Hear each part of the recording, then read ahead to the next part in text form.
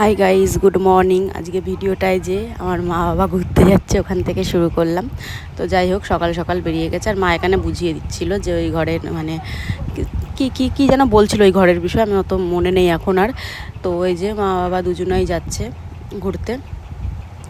তো ওই যে কালকের তো ভিডিও তো দেখলেই বললাম যে কেনাকাটা করতে বেরিয়েছিলাম।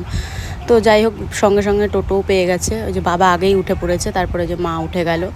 তো এই যে তারপরে ওরা টোটোয় উঠে যাওয়ার পরে এখানে কাকি ছিল, তারপরে একটা জেঠি ছিল, ওদের সাথে আমি বসে বসে গল্প করছিলাম।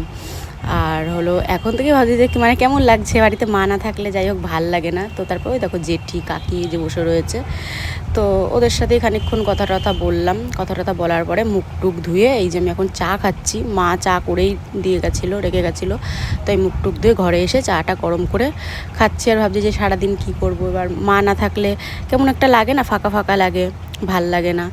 তো যাই হোক, চাটা খেয়ে এই যে ওখানে গাছ ছিল আমাদের, তো ওখানেই মা জল টল দিতে বলেছিলাম, দিয়ে ঠিকঠাকভাবে দেখছিলাম। ওখানে জল দিতে গিয়ে জল একটু পড়ে গেছে, তাই আমি ওটাই দেখছিলাম। তারপরে হঠাৎ দেখি চিল্লামিল্লি আওয়াজ হচ্ছে, তো আমি এবার ওটাই দেখছিলাম যে কী ব্যাপার হলো। তো দেখি কিছুই না, এমনি ছেলেপিলে খেলা করছে।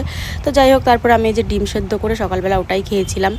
আর দুপুরবেলা এই দেখো কাকি মানে ভাত দিয়েছিল, রান্না করতে মানা করেছিল। কাকি বলেছিল যে তোর কিছু করতে হবে না, আমি হলো ভাত দিয়ে যাবো। তো ওটাই কাকি দিয়ে গেল।